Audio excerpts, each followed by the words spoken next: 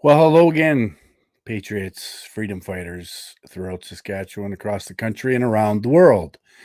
We are back, part two of the stream tonight. The first hour, we had a good discussion with Greg Staley and a report that he's put together in regards to a report that the federal government has at least sponsored in regards to, ultimately the Sustainable Development Agenda. So, good discussion, and we thank Greg for joining us. My next guest is one of my favorite guests. So, I've been involved in this movement, ultimately for about 18 years, but really hard on the ground since, for 3 years. Let's just call it 3 years.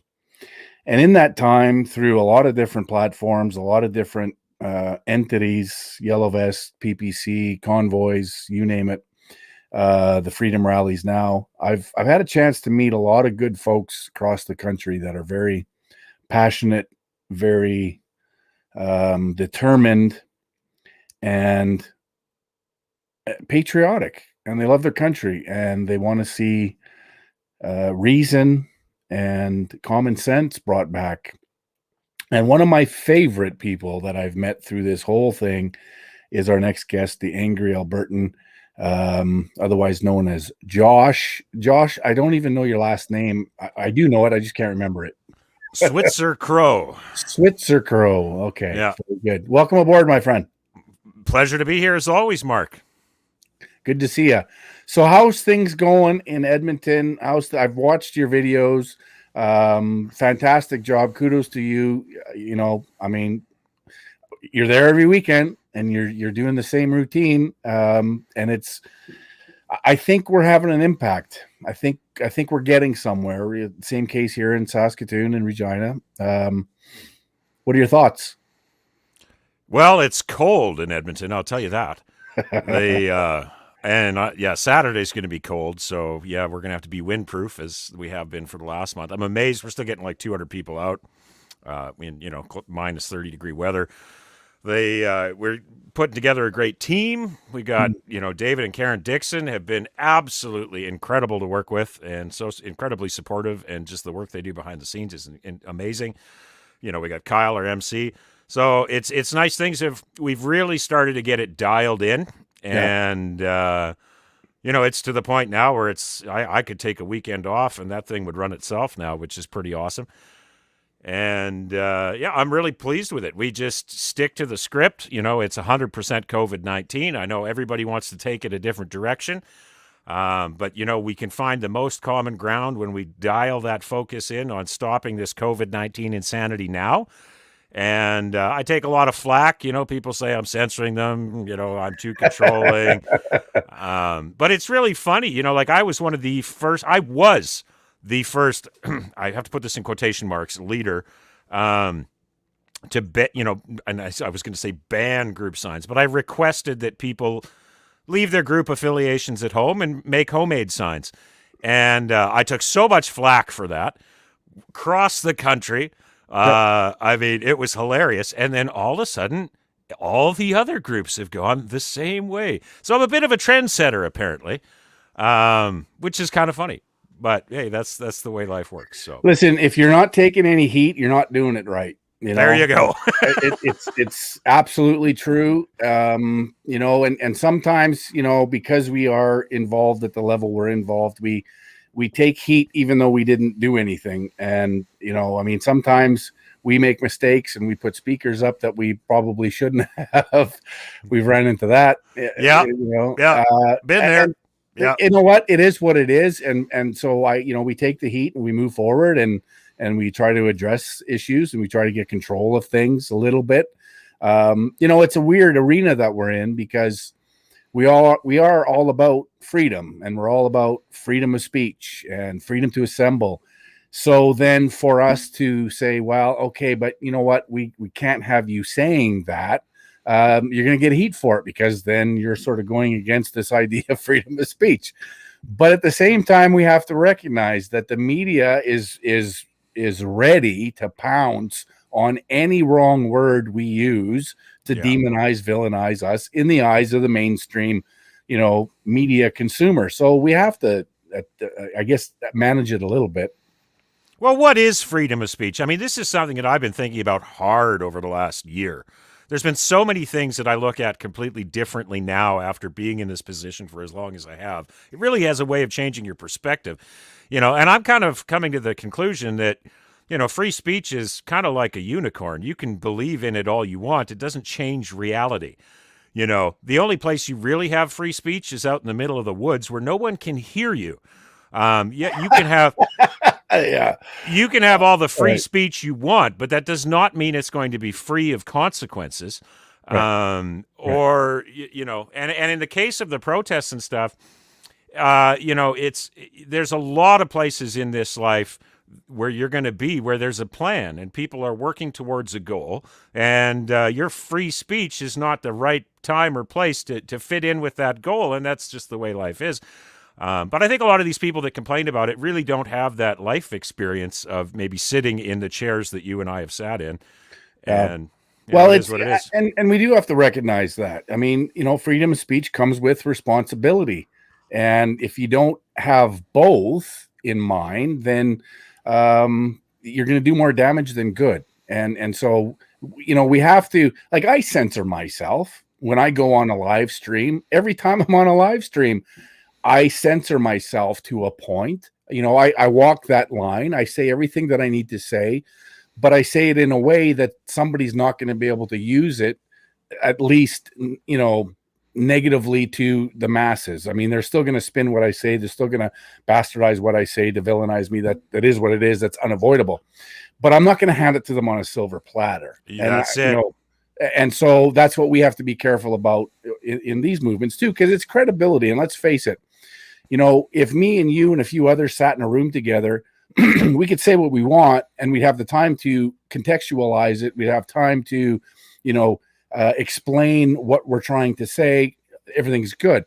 When we're out in the public and the media's got their cameras and their recorders and everything, and they're going to take out these little clips, they're going to present it to the mainstream, who doesn't have the context, who doesn't have the information to understand what was being said and why in that situation. So we have to manage that, and we have to be careful of what the message is that we're trying.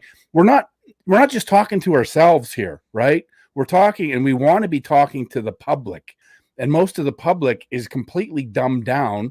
So we have to, and we're fighting this battle against mainstream media. So we have to manage our message. It is what it is. Yeah. Well, it's freedom. You have freedom of speech, but you don't necessarily have freedom of reach.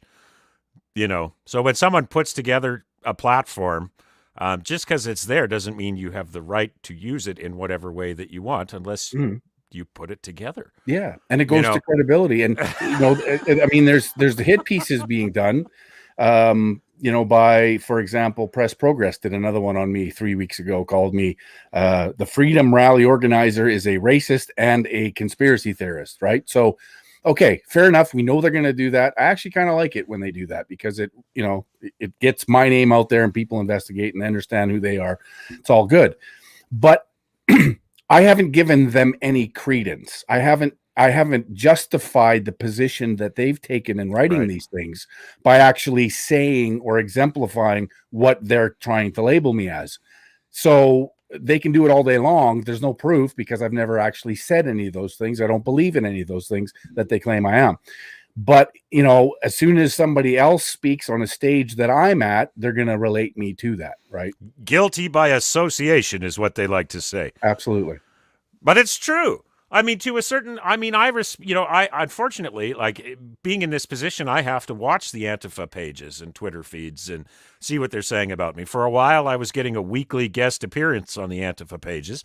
Luckily, there's been some folks down south that have captured their attention for a while, which is good for me, I guess. But like you, they didn't really have anything on me. I made the mistake. I made one what would be considered racist joke in a live stream that was too late at night out in my garage after I had a couple too many beers. That was a mistake. I'll admit it. It's a joke that shouldn't have made it to the air.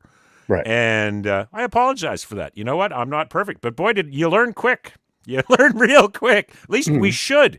If people, some of these folks that are, I mean, because like Press Progress and, anti-racist Canada and stuff, I find some of their write-ups pretty interesting on some of the folks that you and I get to see every day. And Yeah. some of them are actually pretty well researched. Like sometimes they actually have legitimate complaints about people, Right. And you can be guilty by association. And Well, so that's how they establish their own credibility, right? And they that allows them then to expand on that credibility to write hit pieces about other political figures or people in the public, and demonize them, using some of this other, while laying tracks, then they can expand on that. So it is what it is. It's the environment we're in, and we just have to be able to manage it and be smart about it. it's walking a tightrope every day. It is. Yeah, it is. So, one of the things we're doing, or that, I've sort of put out there, like we've been protesting every Saturday since April, I think, is when the first few folks started pounding the pavement. And, I've been involved, I think, since June. And we did the Canada Day in Ottawa. And so it's frustrating because, after all of this time, we're still fighting this battle. And so I think some of the battle has to be taken, not only, on the protest scene, but also into the community, and not from a protest position, but maybe from an informational position.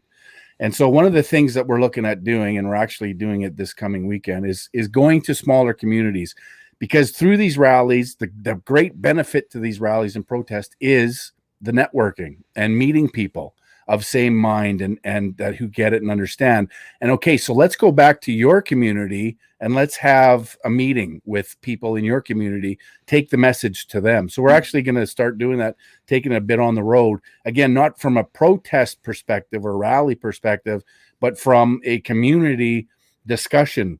But the interesting thing is, and I got to thinking about this as we were planning it, here we are in 2021 in Canada, and I have to do these things clandestine. I have to set up these meetings secretly, Josh, because I'm going to be ticketed, fined, arrested, followed, who knows, because I'm encouraging this type of, terrible behavior. So for us, I think that's a move in the right direction. I don't know if you guys have talked about this or looked at this, but I think it's important to get into the community, get the information out there. I think that's a fantastic idea.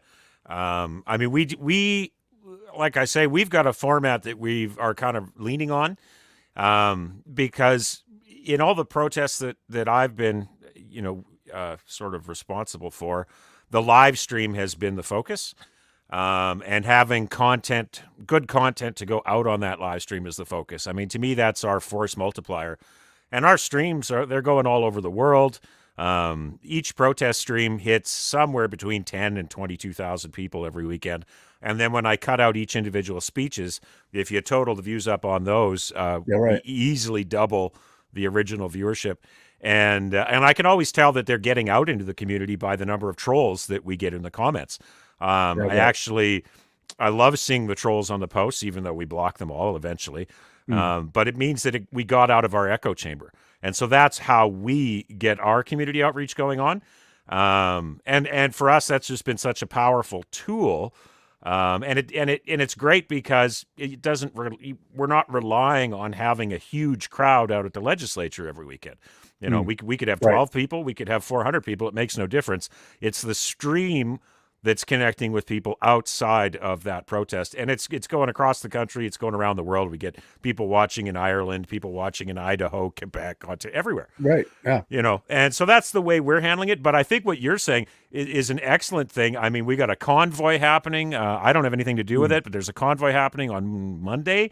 Everybody's headed to Red Deer, and they're going to do a couple laps around Red Deer. And then when they're done that, they're all going to head to the Whistle Stop Cafe and meet with Chris, who is just there's a bazillion ways to skin this cat, and we need to hit every one of them. And that requires everybody to step up to the plate, because I'm doing what I can, you're doing what you can. Yeah, right. And I mean, there's so many little groups forming all of a sudden. I can't even keep track of them all, but it's a fantastic thing that Absolutely. everybody is trying to get in their own way.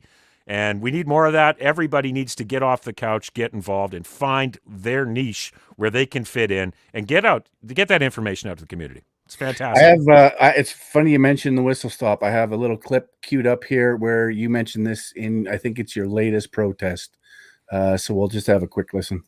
And I hear someone just told me this morning they have an Angry Albertan burger. It's named after all of us.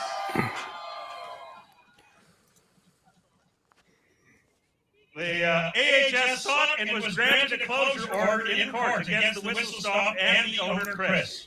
This order means that Chris could be arrested and charged with contempt of court. He is facing jail time. He is facing huge fines. They could lock him out of his business. We need more people like Chris. People with skin in the game. Yes. Actual skin in the game. Like, I got so much flack from teachers yesterday. I put up one post with a slight error in it, and that this, like today, there's still a teacher beaking off on that post, and it's but you look at people like Chris at the whistle stop. That guy put it all on the line. He held nothing back. He could still face jail time for what he's done. Like, now there's an actual hero, and these teachers, they're like, well, I'm so fortunate to have a paycheck, and we're so happy to be able to spend it at local businesses and support them. Yeah. Right. Oh, good one. Yeah, you're so wow, riveting, yeah. Inspiring. Yeah. Brutal. Yeah.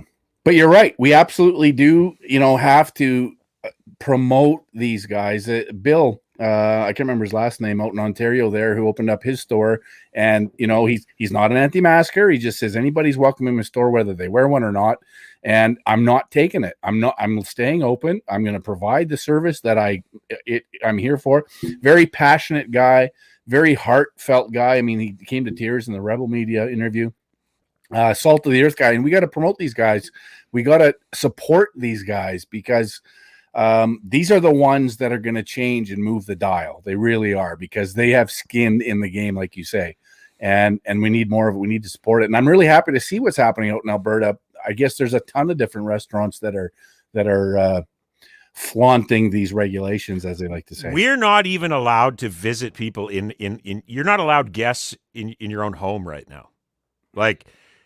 And the restaurants have just reopened as of Monday, thanks to Chris and the Whistle Stop, and thanks to Mom's Diner in Red Deer, and Hockey Night, or whatever it's, Hockey Central in Red Deer, or Sylvan Lake, that one was. There's been a few of them. And it's thanks, every time there's a pushback like that, our premier, he steps back a little bit, not in a way that pleases us all the way, but just enough to take the edge off, just to blow off a little steam out of the release valve, and and it's a real clever thing, because it's working. I mean, every time Kenny dials it back, that pressure dies down a little bit, and he can kind of keep things rolling. The trick is to keep that momentum going. And now that restaurants are open, you can't dine with anybody outside of your household unless you live alone. And if you live alone, you are allowed to dine with two other people, as long as you only ever dine with those same two people for the duration of the pandemic, which could be forever at this point. I mean, like, there is no end to this thing. I mean, especially with all these new variants. So you better like those two friends that you picked at the beginning of this, because you're going to be stuck with them for a long time. I mean, who polices this ridiculousness? Like, who manages these two people that you're only supposed to dine with? Well, it's fascist. They're depending on businesses to police it for them, right? Which is completely atrocious. My wife wanted to go out for lunch with one of her coworkers yesterday, and they called in advance, and the restaurant told them over the phone they would be checking IDs. And it's like, because I've been telling people, just, hey, I'm Donald Trump, or I'm Justin Trudeau, and I live at, number 1 Ottawa or something. I don't know. They use a fake name. Well, the restaurants are going above and beyond, just like the schools have gone above and beyond, just like Costco has gone above and beyond. And they're asking for identification. And now the problem with that is So you go out for lunch with your family, or let's say you sneak in that lunch date with a coworker. Well, what happens if there's a case traced to that restaurant? You know, Right. now Right. you're going to get the phone call from the contact tracers saying, "Oh, you got to come in and get tested, or you got to spend 2 weeks at home, or maybe if it's one of the new variants, you might have to be quarantined for 24 days." 24 days now. That's over 3 weeks they want to lock you up in your house for. You know, and these businesses, they're so afraid of being shut down again. Yeah. And it's like, you're not even open now.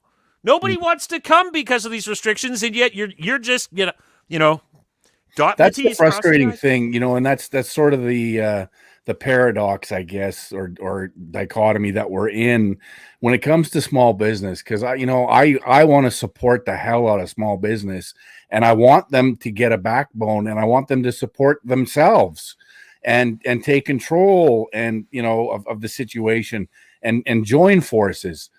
It drives me insane when I go to a restaurant and they're screaming at me because I don't have a mask on.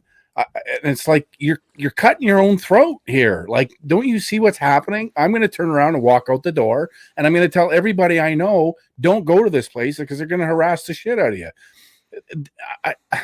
I mean, so I don't know what it's going to take. It's frustrating when you're there to support small business, and yet they're not even there to support themselves.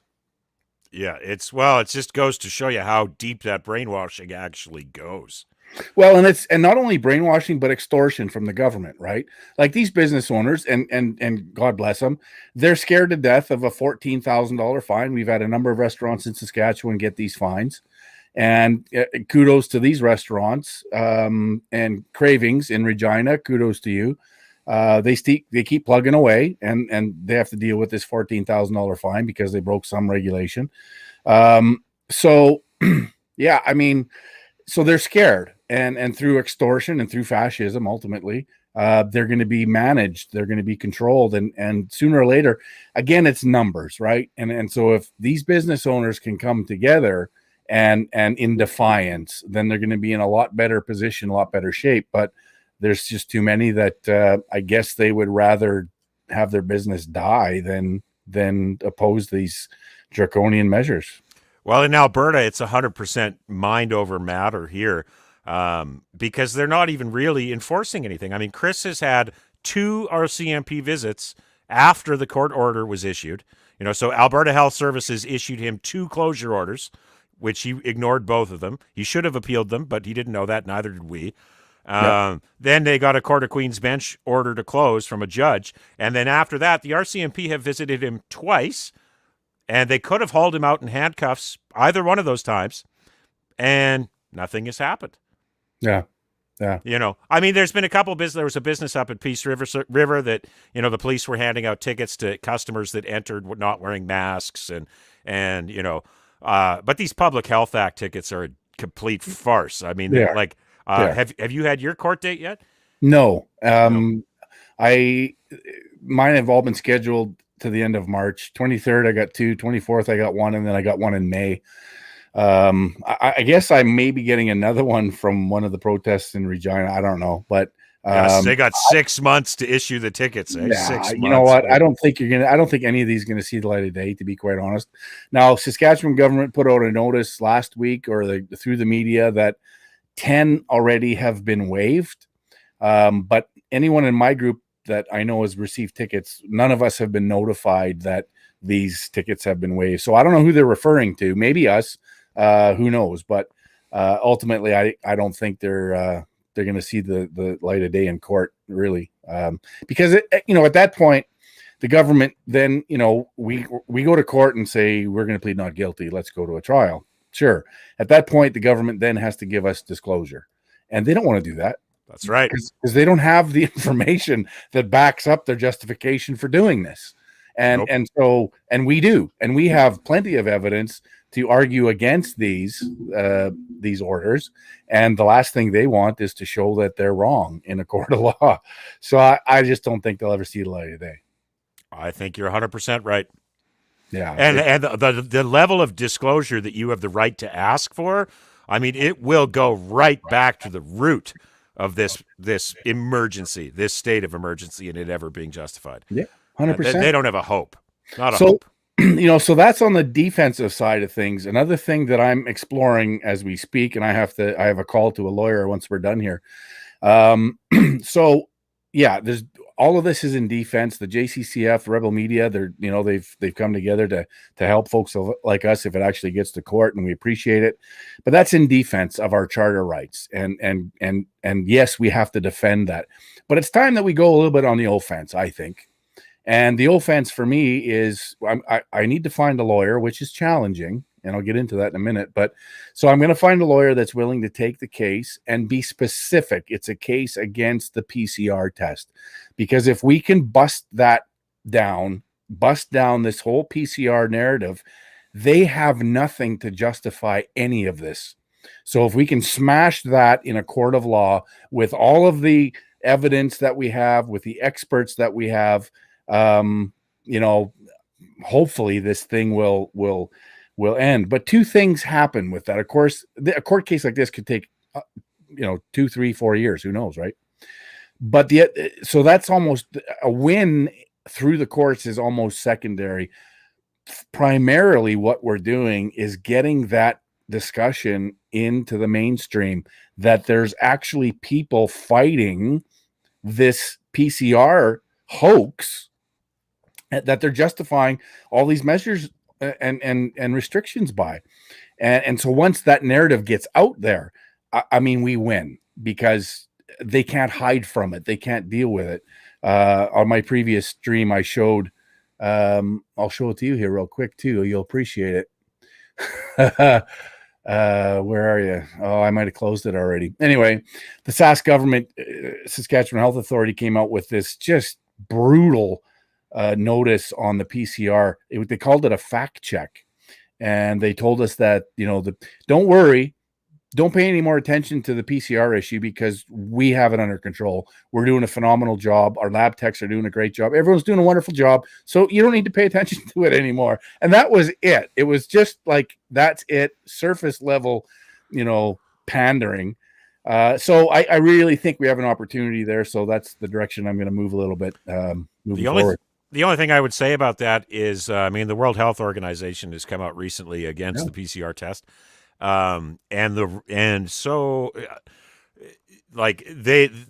They already want that test replaced, and they want to replace it with the lateral flow test, which from what I've heard is even less accurate than the PCR test.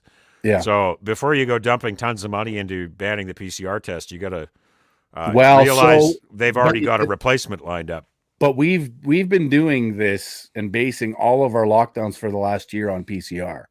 And so if there's even a hint that they're moving to something else, great. Then we can talk about that and cross that bridge. We'll be prepared. But we still have a whole year that you based all of these lockdowns on this test, and there needs to be accountability.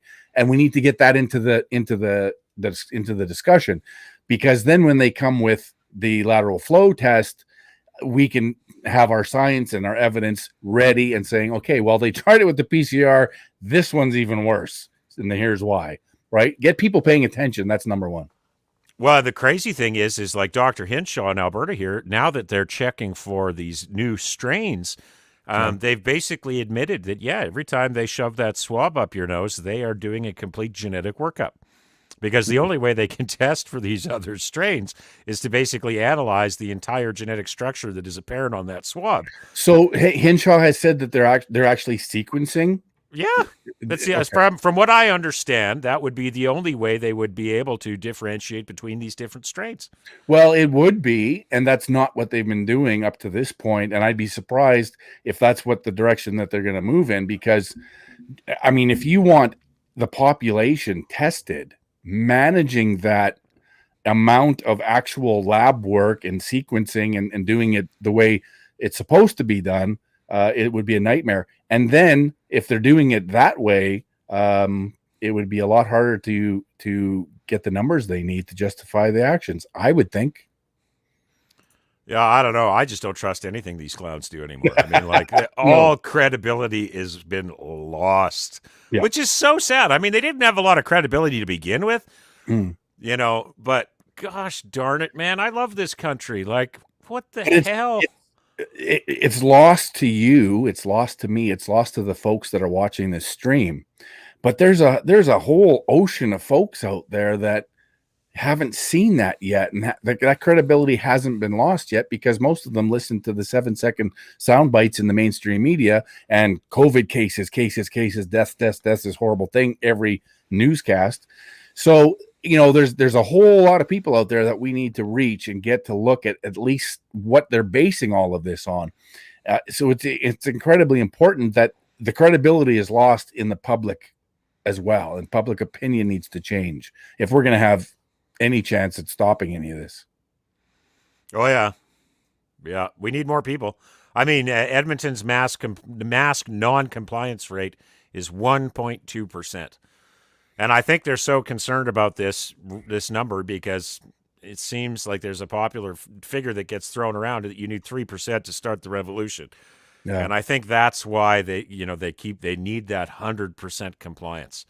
I think masking is an interesting thing to look at because, like, when I talk to people, and I talk to people every day that are wearing a mask just to get along, they think this is all hogwash, but they still have a thing on their face.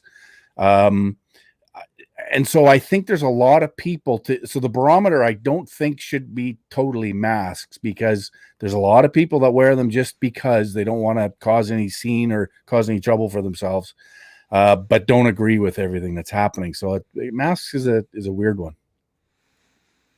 Yeah, the problem is that you can't tell when they're wearing a mask what side they're on. Right.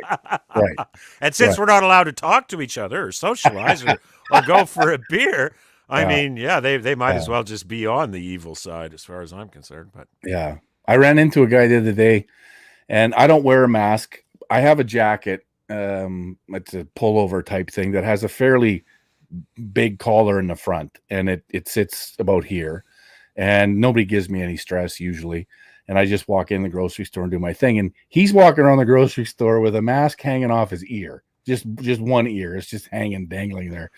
And we made eye contact and we smiled at each other, and it was all good. And then I happened to see him in the lineup, and it was funny how it worked out because he looked at me a couple times. And I said, "Hey, nice to see you not wearing your mask." And then he says, "Hey, you're the Grizzly Patriot." I'm like, "Yes, as a matter of fact, I am. I don't know who you are, but so he recognized me." And it was kind of funny how and then the teller's sort of looking at us both, and then he starts telling the teller, "These masks are bullshit and this shouldn't be happening," and blah blah blah. It was a funny thing. But I like that, just hanging around one ear. Yeah. That's hilarious. Half compliance. Like, good grief. What would the city of Edmonton do with that? What chart? What it says yes or no. I don't know where to put his. Yeah, right. It's there. It's just dangling off his ear. So. I haven't worn one yet. Yeah. And I don't pretend. I don't tuck my chin in or no. It's just like anybody asks, I say I'm exempt. You don't want my damn money? I'll go somewhere else. It's a big city. There's more of your type stores. I've actually worn. On 2 occasions, I've actually put on the blue medical mask, but that was because I had to go to the hospital for testing. Oh, yeah. You don't have a choice then.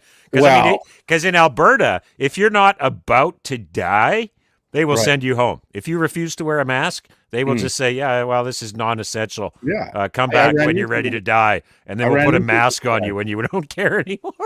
I went into the hospital for some testing.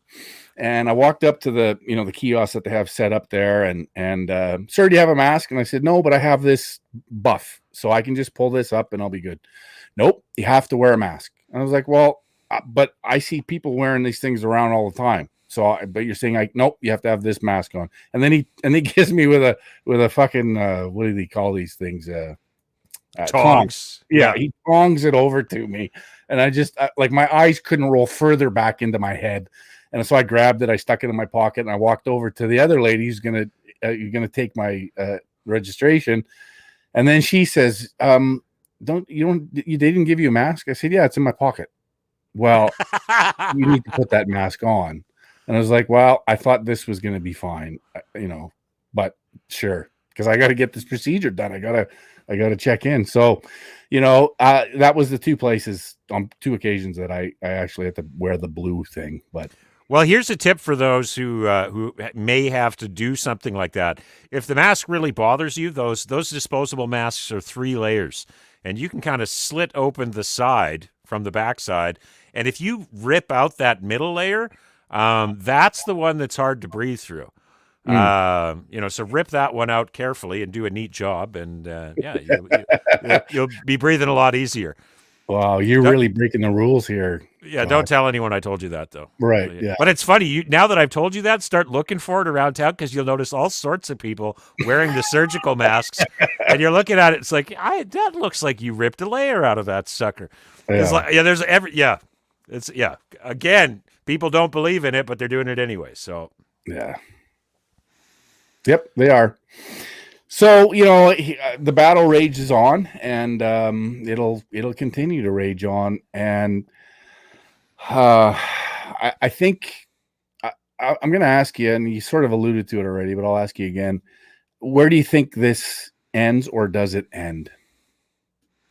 Well, I mean, we could end it if we wake up and educate enough people. I think we can definitely end this sucker. I mean, they can't jail everybody. I mean, I don't even think we have to wake everybody up. I mean, I think that 3% of somebody, if we can get 3% of the people to agree on something, we could probably start with that. Yeah. Just look at the difference Chris at the Whistle Stop made. He pushed back. Restaurants are open. You look at Ralph Klein's niece, opened up her hair salon the week before. Within a couple days, okay, hair salons can open, right? So It's just exactly.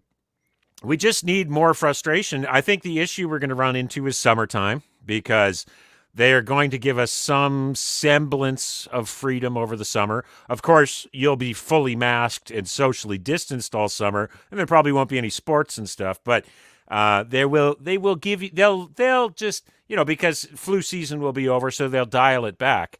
But I guarantee you that by the time back to school comes around, we'll be right back where we started again.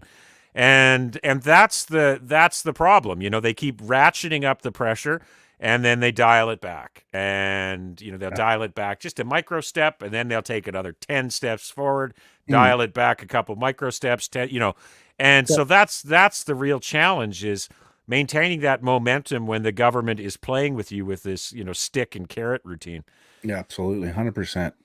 And the Faucis of the world and the Gates of the world, they've already alluded and basically told us that this doesn't end anytime in the near future. They're telling us.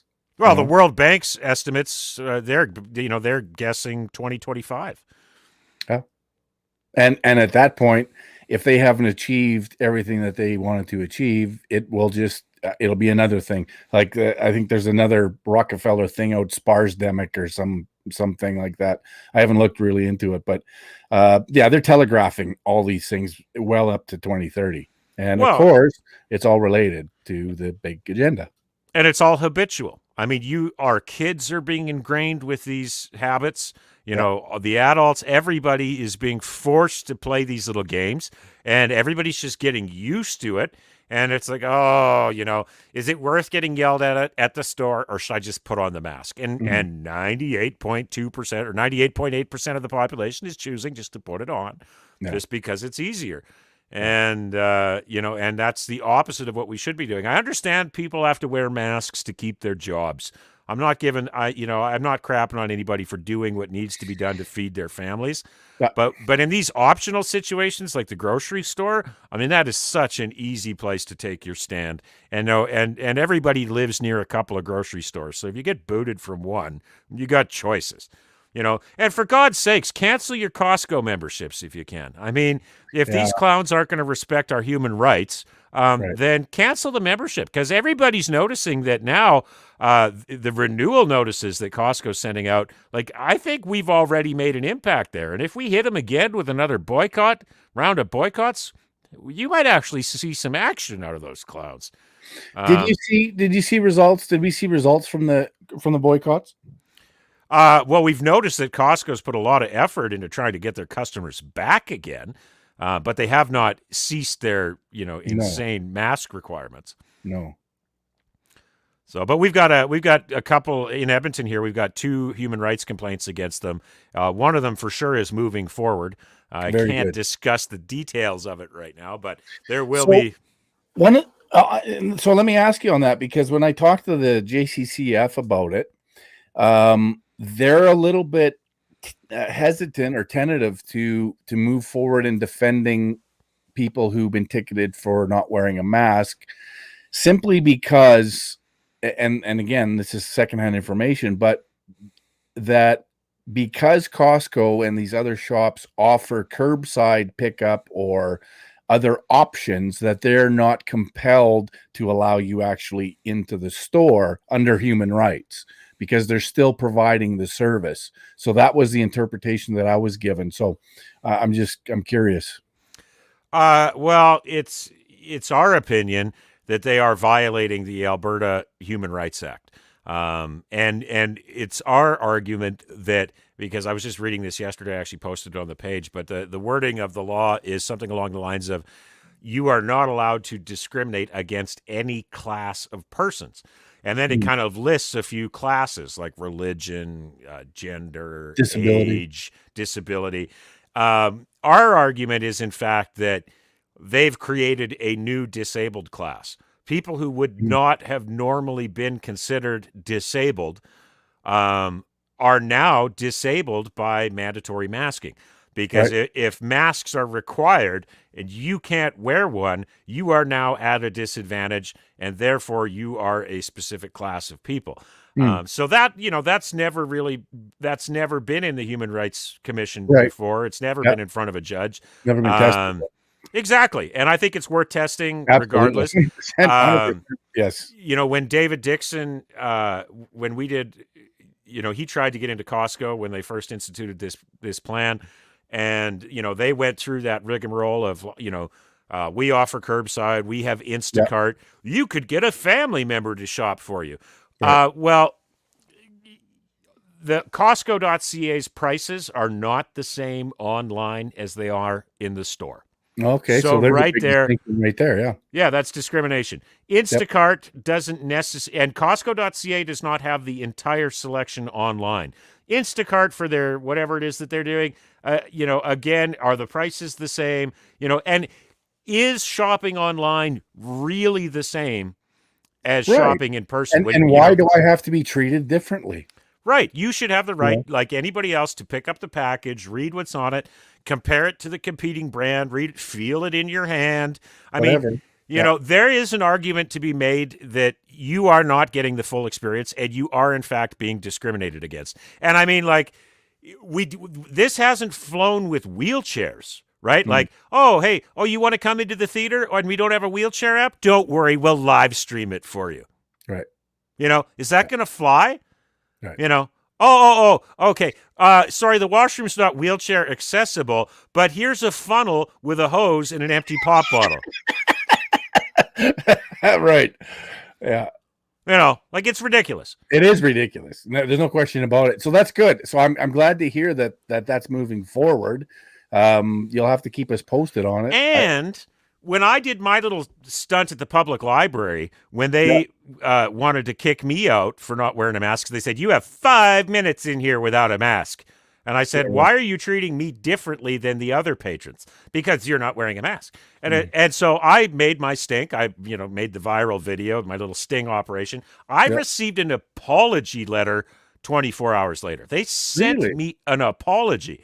Now, we're talking the Edmonton Public Library here. So there were several panicked meetings behind closed doors and lots of really expensive phone calls to the city's legal department, where they have a whole team of high-priced lawyers. And that team of high-priced lawyers said, you better apologize.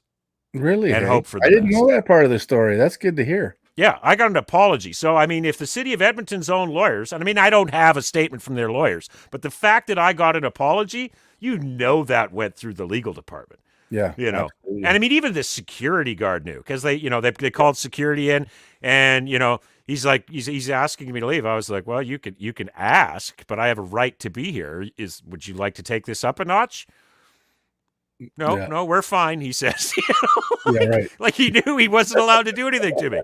So, Yeah. Costco's on shaky ground. All these places that are pulling that crap. I mean, even Walmart tried it and they backed down. So it's up in the air. And you know what? The JCCF, yeah, they're looking for those easy wins, easy tickets to beat, and they've got opinions, and that's fine. Everybody's entitled to an opinion. And if they don't want the case, and as far as the Alberta Human Rights Commission is concerned, you don't need a lawyer to represent you there. I mean, so not right. No, and that's good. And I think a lot of these things should go through human rights if they're accepted. I know that some people have tried it and they've been turned down, but it's good news to hear that one has been accepted, at least moving forward. So that's good. Yeah, in Alberta, to get a case heard there, they want actual documented medical. If you're going to claim a medical exemption, the Human Rights Commission wants documented proof. They'll see that actual exemption. Yeah, interesting. Very interesting. Well, you don't need a specific, you don't need an exemption card or anything. But let's say if you're saying, well, I'm claustrophobic, well, then you're going to have some notes from a psychologist saying that you're claustrophobic. Yeah. Or if you are a rape survivor, you may need a note from your therapist saying, yes, this person is a rape survivor who had their face forcibly covered during a violent attack. Why do we even have to explain this to you jerks, Exactly. Right. Yeah, very good. Good to see. You'll have to keep us posted on that for sure. Any last words, my friend? Last words. As long as you want. I'm looking forward to the day when I get to make some last words and just go back to being a piano tuner again. Isn't that the truth? Oh, God. Yeah. Something tells me that might never happen, though. It seems like, people are telling me I got to run for mayor and all this. Maybe I'll be one of your PPC candidates next time. There you go. Now you're talking. Now you're talking. We'll have to talk. We'll have to discuss. So you're right in Edmonton, though, right? Yeah. Yeah. Okay.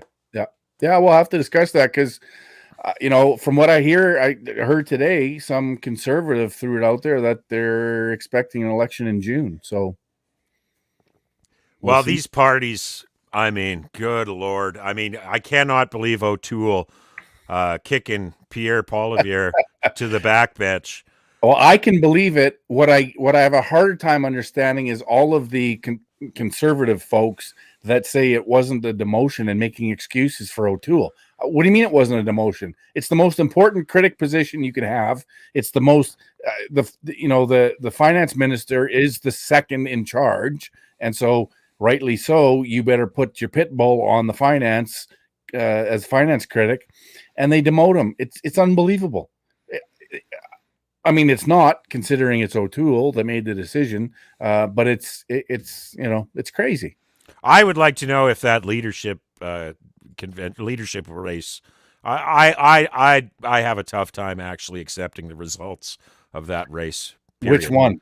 Well, the O'Toole's leadership race, where he won. I mean, I had never even heard of the guy.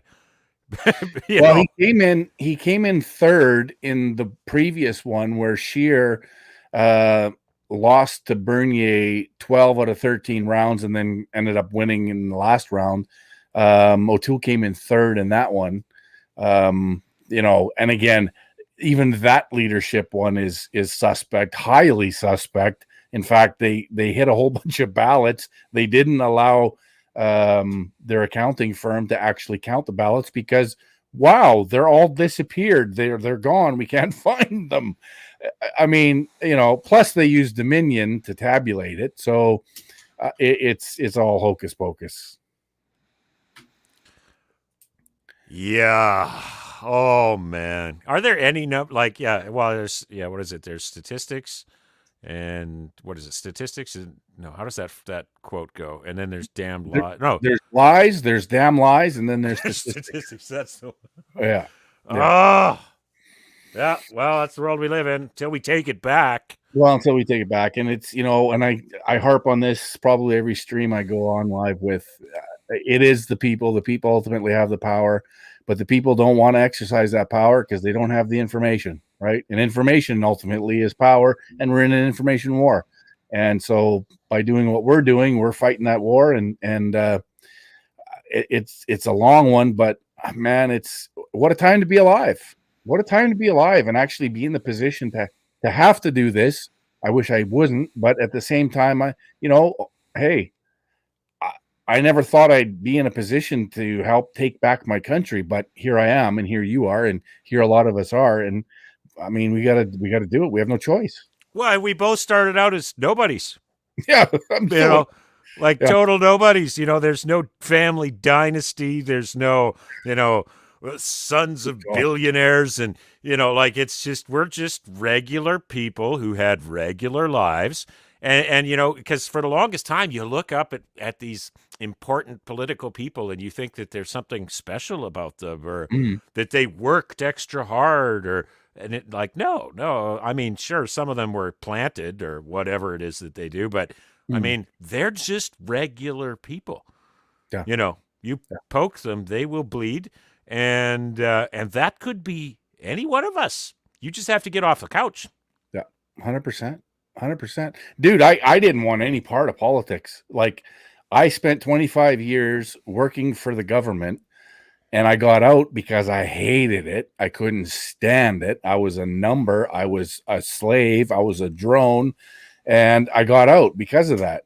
And 4 years after retiring, here I am, right? But when right is right, somebody has to stand for it, and I guess we're it. So here we go. And there's lots of other folks across the country doing the same thing, and thank God there is. Yeah.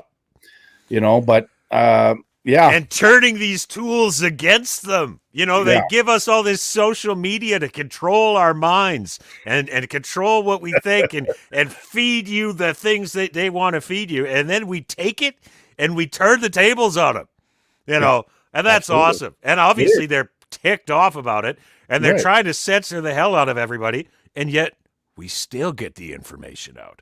Yep. Exactly.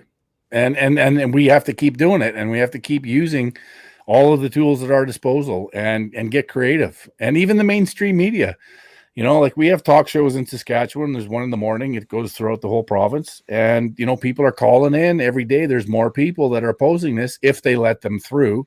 But any opportunity, like some people get critical of me talking to the mainstream media at our protests, and I'm like, I'll talk to them every single opportunity I get. And I know they're going to, twist my words or whatever, but I record every one of these and then I upload it onto YouTube and say, here's the full interview if anybody's interested. And so, now they stop talking to me. Because that's right. They know that I'm going to record them. Yeah. Right? Oh, yeah. The media here, they won't touch me with a 10-foot pole.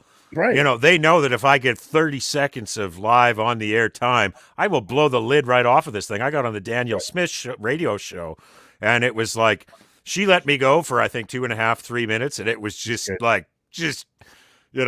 massive info dump. You could have heard a pin drop when I was done with that one.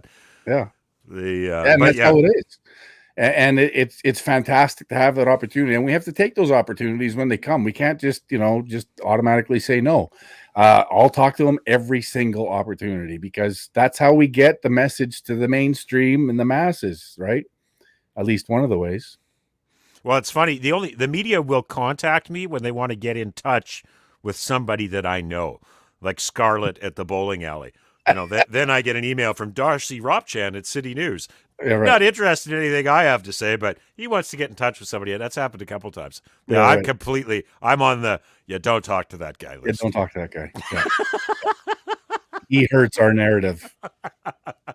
Yep. Yeah.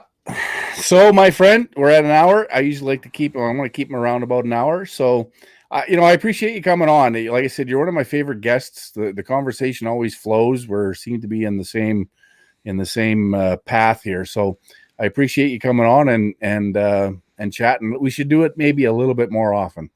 I agree. You should come on my show next time. Absolutely. Send me an invite. I'm there. All right, sir. It's been a pleasure. All right, brother. Take care.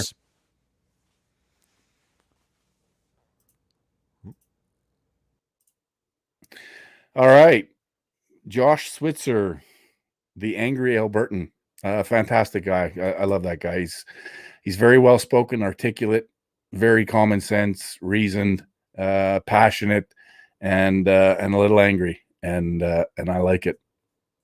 He's fantastic. Unless there's anything earth-shattering any of you folks have brought up or want to talk about, there's RB. The more they try to censor, the more credibility they use, just like the old Soviet bloc. Driving the resistance underground never works. Yep. You know, I don't know if he does have a website. I would just search Google for the Angry Albertan. I think his only presence is on Facebook and a little bit of Twitter and of course on YouTube. But maybe he's got a website. Not sure. Yeah, Tim, we're all a little angry. I'm actually very angry. But I'm learning how to conceal some of it. John Ryder says, please, please, please, YouTube minivan jack. Earth shattering. Okay, well, I'll check that out. Just subscribe to his YouTube. Very good, Richie. Yeah, he's great. Angry Albertan's definitely one of the good guys. Anyways, I have to get off the phone because I have a lawyer I need to talk to in regards to hiring a lawyer to fight this PCR horse shit. So thanks, guys. Thanks for coming. Thanks for supporting. We had well over 300 in here tonight, which is good. And that's, I don't know what's happening on Facebook. I got 3 check marks over there. Are we actually on Facebook? I haven't seen anybody from Facebook commenting, so I'm guessing not. Well, there is one there. Well, I wonder how that's possible. I'm banned on Facebook. I guess they let this slip through. That's good. Or somebody made a mistake, but we'll take it. How about DLive? What's happening over on DLive? I didn't load it up, so I don't know. I guess I could have. Yeah, there's Facebook right on. Awesome.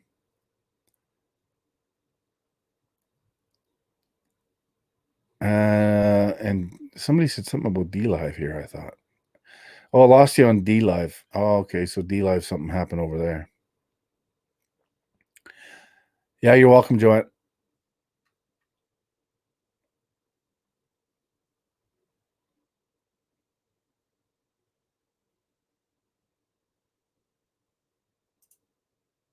No, Rio says DLive is good. Thanks, Rio. Yeah. So anyways, that's it for tonight. I still got some business that I got to take care of, and it's important. So hopefully I'll have an update tomorrow. Tomorrow shows, I got 2 more interviews tomorrow. One with Kristen Nagel. She is the nurse out of Ontario that was, I believe she's been fired, at the very least suspended. She's not working. And some more interesting details to the story. I guess she went down south to a protest there and got into some sort of shit. So that'll be a good one tomorrow night, 7 p.m. my time, Saskatchewan time, 8 p.m. Eastern.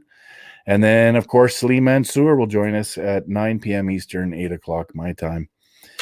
Stay tuned for that. I'm also still working on getting Theo Fleury on the show. William, otherwise known as Bill, the business owner out of Ontario, has agreed to come on the show. We're just setting up best date and time for that. So I'm looking forward to that discussion because he's also a fantastic patriot, good, solid dude. So stay tuned for that. Things are happening. Stay strong, Patriots. We will win. It's a hell of a battle, and it's not going to be a short one. But ultimately, we will win. We're on granite foundation. We are on the side of the angels. We are right. We are the truth. And we are the light. That kind of rhymed. We'll make it. We'll win. We have no choice. Thanks, Patriots. Ciao for now. And remember, globalism, bad. Nationalism, good. Ciao.